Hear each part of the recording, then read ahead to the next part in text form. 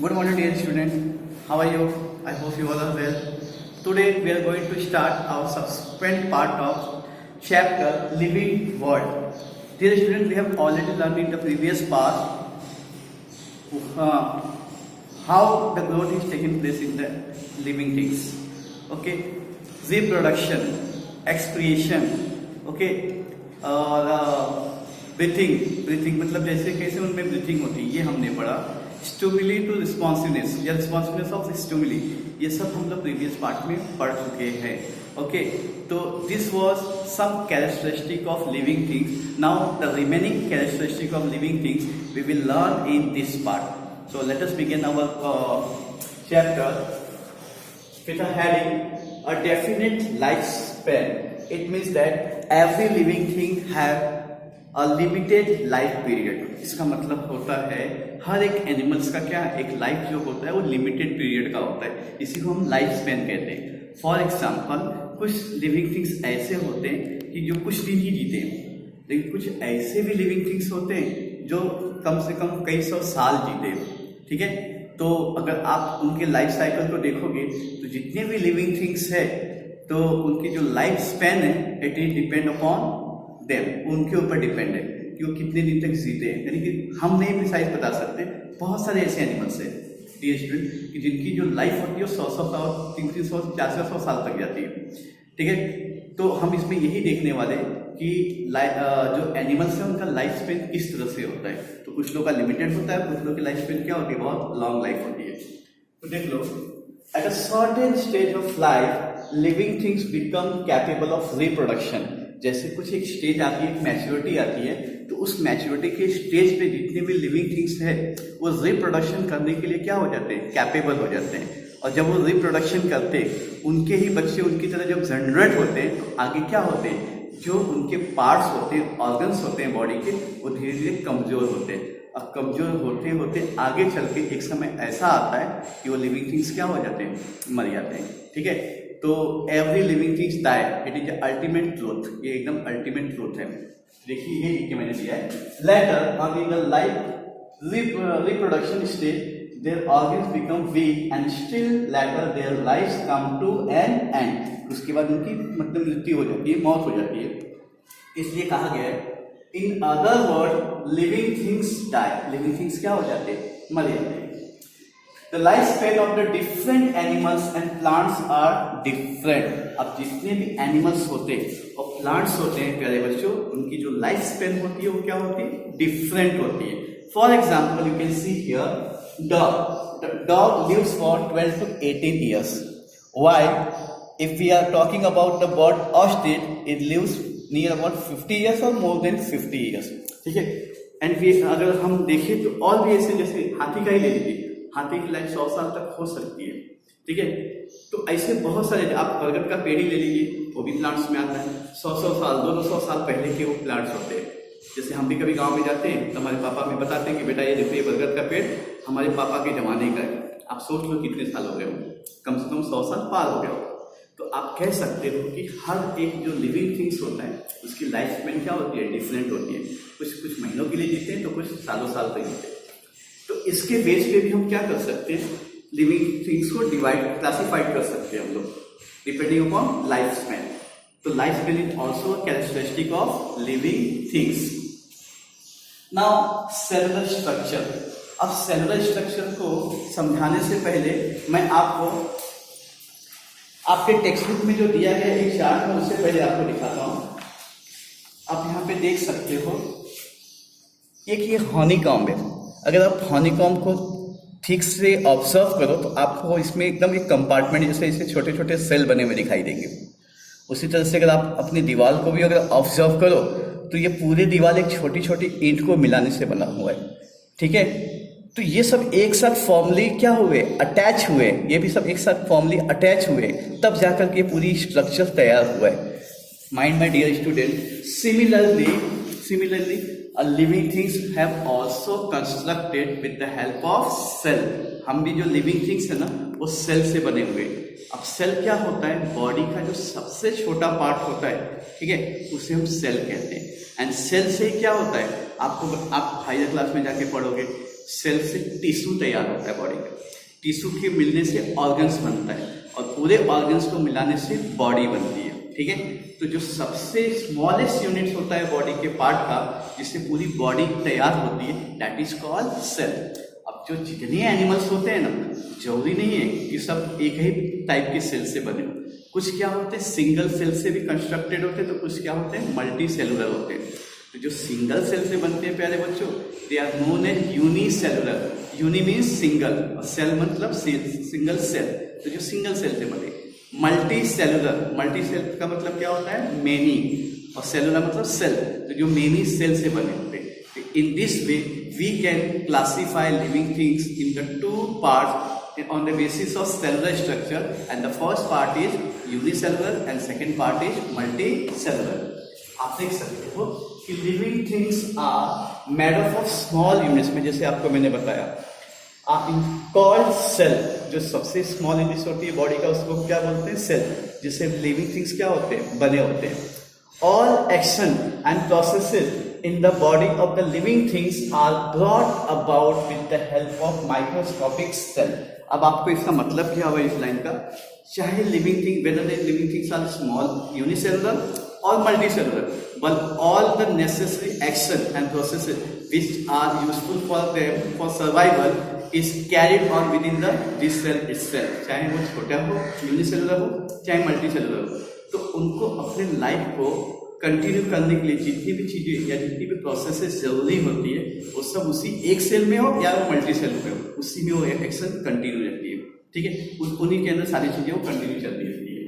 तो in this way living things are classified to two parts, unicellular and multicellular, as I explain you earlier. Unicellular means what, single cell, and multicellular means what, many cell. अब इसका example भी आप देख सकते हो, amoeba, paramecium and microorganism. Dear student, ये इतने छोटे होते हैं कि हम अगर सोचे कि अपने नेकेड आई से हम इनको देख सकते, we can not see them. If you want to see them then we have to use the microscopic, बराबर, जो माइक्रोस्कोपिक आते हैं टेलीस्कोप, वो हमें यूज करना पड़ेगा, ठीक है। तो माइक्रोस्कोप के सहारे हम इसको देख सकते हैं, और ये क्या होते हैं प्रेजेंट होते हैं लेकिन हम उसको कभी देख नहीं सकते हैं, ओके। दूसरे होते हैं मल्टी सेलुलर, जो क्या होते हैं मेनी सेल से बने होते हैं, ठीक है। अब उसके अंदर हम भी आते हैं, man, we are the multi cellular animal. Cow हो गए, एलिफेंट्स हो गए, माउस हो गए, कॉकरोच, एलिफेंट, मैंने दोनों बार लिख दिया, बनियान ट्री, ऑनियन, ये सारे के सारे क्या होते हैं बहुत सारे सेल से बने होते हैं, that's why they are known as multicellular, okay. तो in this is also a characteristic of living things that they can be divided into unicellular and multicellular. ये भी क्या होता है लिविंग थिंग्स का एक कैरेक्टरिस्टिक होता है, ठीक है। तो आई होप आपको ये दोनों समझ में आया होगा, लाइफ स्पेन और cellular structure. Now coming to the next characteristic of living things, that is useful living things, okay. अब आपको मालूम है कि जितने भी लिविंग थिंग्स है उसमें से कुछ ऐसे भी लिविंग थिंग्स होते हैं प्यारे बच्चों, who are useful for us, जो हमारे लिए क्या होते हैं यूजफुल होते हैं, ठीक है। आप अगर अपने दिमाग को दौड़ाओ तो ऐसे बहुत सारे आप एनिमल्स और प्लांट्स का नाम बता सकते हो जो आपके यूज में आता है। पहली बात तो कुछ प्लांट्स ऐसे होते हैं जिसको हम लोग फूड की तरह खाते हैं, एप्पल हो गया, जो आपके ग्रीन वेजिटेबल्स हो गए, ठीक है, हम उससे क्या करते हैं खाते हैं पर डे अपने डे टू डे लाइफ में। कुछ ऐसे एनिमल्स होते हैं जिनको हम खाते भी हैं, जैसे बकरी हो गई, मतलब अंडे हो गए, ठीक है। कुछ और भी एनिमल्स हो गए जैसे फिश हो गए, तो हम उनको खा के भी जिंदा रहते हैं, ये भी एक बात है। और दूसरी बात अगर आप ध्यान में लो तो आपको ये भी ध्यान में आएगा कुछ ऐसे भी एनिमल्स होते हैं जिनके दूध को हम पीते भी हैं, कि in this way animals are useful for us. और कुछ प्लांट्स ऐसे भी होते हैं जिनका मेडिसिन के तौर पे यूज होता है, जैसे नीम के पत्ते हो गए, ठीक है। नीम के पत्ते के अलावा बहुत सारी ऐसी जड़ी बूटी के तौर पे ना प्लांट्स होते हैं जिनका मेडिसिन में, आयुर्वेदिक मेडिसिन में यूज होता है। तो हम ऐसे कह सकते हैं कि यूजफुल लिविंग थिंग्स, हमारे लिए यूजफुल लिविंग थिंग्स। अब उसमें दोनों आ गए, जैसे मैंने अभी आपको एग्जांपल दिया, प्लांट्स भी यूजफुल आए और एनिमल्स भी यूजफुल आए। तो हम इसको अगर दो पार्ट में डिवाइड करें यूजफुल लिविंग थिंग्स में, तो पहले प्लांट्स है और दूसरा एनिमल। तो let us see first plant itself. Plants can be used in the two way. First in the household use and second one industrial purpose में। हाउस होल्ड में क्या आएगा एग्जाम्पल, जैसे आप फेनुग्रीक देख लो, मेथी की सब्जी आप जानते हो, पोटैटो देख लो, ओकरा, भिंडी हो गया, एप्पल हो गया, बनाना हो गया, जितना आप खाते हो ना घर पे, आप सबके नाम यहाँ पे लिख सकते हो, because they are use in our house, that's why they are known as household plants. दूसरा है इंडस्ट्रियल पर्पजेस। कुछ ऐसे भी प्लांट्स होते हैं जिनका हम डायरेक्ट कंजप्शन तो नहीं करते, लेकिन इंडस्ट्री में जाने के बाद उन पर कुछ प्रोसेसेस होती है और प्रोसेसेस हो करके वो हमारे लिए यूजफुल बनाया जाता है। जैसे कुछ यहाँ पे नाम दिया गया, वसका, जिसको हम लोग अड़ुसा बोलते हैं, हिरडा हो गया, बेहड़ा हो गया, अस्परागस हो गया, ये सारे डियर स्टूडेंट ऐसे प्लांट्स हैं जिनका मेडिसिन के फील्ड में यूज होता है। ये पहले कहाँ जाते हैं? इंडस्ट्री में। इंडस्ट्री में जाने के बाद इसका प्रोसेस करके हमारे लिए दवाई बनाई जाती है। तो आप देख सकते हैं इंडस्ट्रियल पर्पज के में भी प्लांट्स के यूज होते हैं, तो ये भी हमारे लिए यूजफुल है। अब आते हैं हम एनिमल्स की तरफ। Animals can be divided into two part. पहले तो एक डोमेस्टिक यूज ले लो और दूसरा ऑक्यूपेशन। हम दो तरीके से एनिमल्स का यूज करते हैं। First one domestic use, for example dog, cat, buffalo, हम इसको पालते भी है और किसी किसी की दूध भी हमारे लिए यूजफुल होता है। इसमें बकरी भी देख सकते हो, यहाँ पे नाम देख सकते हो गॉट, क्योंकि गॉट भी पाला जाता है। तो जो गॉट है उसका मांस के तौर पे भी इस्तेमाल किया जाता है, दूध के तौर पे भी इस्तेमाल किया जाता है, यहाँ तक उनकी स्किन भी यूजेस होती है। उसी तरह से फिश हो गई, सीप हो गई, फॉल हो गया, इनका फूड के तौर पे इस्तेमाल होता है। बट माय डियर स्टूडेंट, सम ऐसे भी एनिमल्स होते हैं जिनका ऑक्यूपेशनली यूज होता है, जैसे ऑक्सेस, बैल हो गए, आप खेतों में काम करवाते हो, हॉर्सेस हो गए, राइडिंग के काम में आते हैं, कैमल हो गए, इनका भी अगर देखा जाए, कैमल और एलिफेंट से जो बोझे ढोना होता है, ये काम करवाया जाता है। ठीक है, तो आप देख सकते हो कि यूजफुल, मतलब प्लांट्स और एनिमल्स हमारे लिए कितनी यूजफुल है। ठीक है, तो they are known as useful living things. Now coming to our last part, harmful living things. Now we have seen here how the animals and plants are useful for us, but every coin have two sides. हम जानते हैं, जैसे कुछ animals हमारे लिए useful होते हैं, कुछ प्लांट्स हमारे लिए यूजफुल होते हैं, तो कुछ ऐसे भी होते हैं जो हमारे लिए हार्मफुल होते हैं। Late us see them. Some animals and plants around us are harmful to the man. हमारे लिए हार्मफुल है। जैसे हम लोग पहले बात करते हैं किसके बारे में? एनिमल्स के बारे में। आप जैसे मॉस्किटो को जानते हो, फ्लाइज को जानते हो, इससे स्प्रेड्स ऑफ द डिजीज, बीमारियां फैलती है गंदगी की वजह से। आपने जानते ही हो कि अगर मॉस्किटो की बाइट से मलेरिया, डेंगू जैसी खतरनाक बीमारी होती है, कभी कभी जान भी चली जाती है इससे। तो हम कह सकते हैं कि ये एनिमल्स हमारे लिए यूजफुल नहीं है, हार्मफुल है। उसी प्रकार से आप देख सकते हो कॉकरोच हो गए, माइस हो गए, रैट हो गए, ये हमारे जो फूड होते हैं उसको क्या करते हैं? डिस्ट्रॉयड करते हैं। ठीक है, और bites of the poisonous lizard, spider, snake, scorpion, death. आपने कभी कभी सुना भी होगा गांव में कि जो जहरीली छिपकली हो गई, मकड़ी हो गई, कोई सांप हो गया, बिच्छू हो गया, इनके काटने से, इनके डंक मारने से इंसान की मौत तक भी हो सकती है। तो हम ये नहीं कह सकते कि they are useful for us, actually they are harmful for us. And elephant enter the human settlement. कभी कभी ऐसा भी होता है कि जैसे एनिमल्स या एनिमल्स के जो झुंड होते हैं वो किसी ह्यूमन सेटलमेंट के अंदर एंटर करते हैं या किसी खेतों में जाते हैं, वहाँ के पूरे सराउंडिंग को लोग क्या कर देते हैं? डिस्ट्रॉय कर देते हैं। तो देखो, अ लॉट ऑफ डिस्ट्रक्शन भी करते हैं। तो कभी कभी ये हमारे लिए क्या होते हैं? हार्मफुल का भी कारण बनते हैं। Now coming to plants. Plants में कौन कौन से हमारे लिए हार्मफुल है? Pots of nettle and colocasia leaves, जैसे अरबी का कुछ पत्ता हो गया, ये भी कुछ प्लांट्स का नाम दिया गया है। ठीक है, हिंदी में इसका नाम पता नहीं, लेकिन ये सारे के सारे ऐसे लीव्स होते हैं कि अगर आप इसे छुओगे तो आपके हाथ में बहुत खुजली होगी। ठीक है, आपको दवाई भी लेनी पड़ सकती है। उसी तरह से ओलेंडर हो गया, लेंटिना हो गया, इनके स्ट्रॉन्ग ऑर्डर होते हैं, आप इसको बैर नहीं कर पाओगे। ठीक है, तो ये भी हमारे लिए हार्मफुल होता है। ज़्यादा समय तक अगर इसके ऑर्डर को हमने ले लिया तो हमें कोई बीमारी हो सकती है, या तो हम बेहोश भी हो सकते हैं। उसी तरह से दतूरा हो गया, आपने जानते हो इसे। ठीक है, ये भी बहुत पॉइजनस है और एक्सेस क्वांटिटी भी इसे लेने से इंसान की मौत हो सकती है। Uncontrol growth of fungi and algae in the water. पानी के अंदर जैसे फंगी और एलगी, अगर इसका अनकंट्रोल ग्रोथ हुआ तो इससे क्या हमारे लिए मतलब नुकसान हो सकता है? Pollutes the drinking water and spread the disease. जिस वाटर बॉडीज में भी ये होगा उस पूरे वाटर बॉडी को क्या करेगा? पूरी तरह से डिस्ट्रॉय कर देगा, पॉल्यूट कर देगा। और साथ ही साथ में अगर उस पानी का किसी ने इस्तेमाल किया या उस पानी में किसी ने नहाया तो उससे बीमारी फैलने के भी चांसेस हो सकते हैं। One more point which please pending in your text book.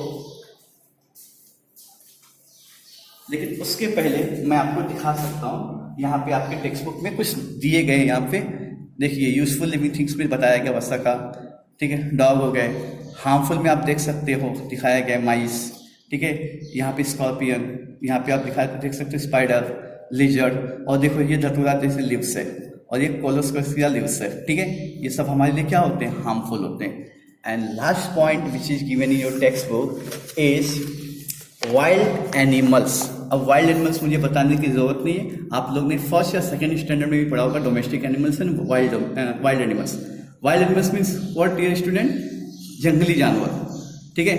तो wild animals that hunt the other animals for food are called predator. ऐसे जंगली जानवर जो दूसरे जानवरों का क्या करते हैं, शिकार करते हैं, ठीक है, या उनको मार के खाते हैं, तो उनको हम क्या बोलते हैं, प्रेडेटर बोलते हैं। प्रेडेटर्स का मतलब हिंसक प्राणी भी बोल सकते हो। For example tiger, lions, walls, leopard, ठीक है, जैसे आप जानते हो शेर, बाघ, भेड़िए जितने भी है। Some time due to the deforestation, okay, तो मैं आपको ऐसे ही ये बात बता देता हूँ कि कभी कभी क्या होता है प्यारे बच्चों कि हम जो जंगल से, हम जंगलों को क्या करते हैं, एक्सेस क्वांटिटी में काट देते हैं, ठीक है। जो फॉरेस्टेशन होता है वो डिफॉरेस्टेशन हो जाता है। तो बताओ, ये एनिमल्स के रहने की जगह तो वही है, जंगल ही है। जब हम जंगलों को काट देंगे तो क्या इनको कहीं रहने का जगह मिलेगा, नहीं। तो ऐसे सिचुएशन में जब इन्हें खाना नहीं मिलता, फूड नहीं मिलता हंट करने के लिए, तो ये हमारे जो सेटलमेंट होते हैं वहाँ पे क्या करते हैं, ये अटैक करते हैं, या कभी आते हैं या किसी जानवर को मार के चले जाते हैं, या किसी इंसान के ऊपर ही हमला कर देते हैं, ठीक है। तो हमें भी सोचना चाहिए, हमें भी जहाँ तक हो सके तो जितने भी जंगल है उनको डिस्ट्रॉय नहीं करना चाहिए, क्योंकि यही उनका एक नेचुरल हैबिटेट है, ओके। तो हमें ये सारी चीज़ों पे ध्यान देना चाहिए। तो इस तरह से डियर स्टूडेंट, हमने आज पढ़ा डेफिनेट लाइफ स्पैन, दूसरा हमने पढ़ा सेलुलर स्ट्रक्चर, उसके बाद हमने पढ़ा useful living things, then harmful living thing, उसके बाद लास्ट पॉइंट हमने पढ़ा वाइल्ड एनिमल्स, ठीक है। तो यहाँ पे आकर के आपका लेसन क्या होगा, पूरा होगा। आई होप कि आपको ये पूरा लेसन समझ में आया होगा। तो we will meet in the next video with new lesson, okay. तो for today, thank you very much, bye.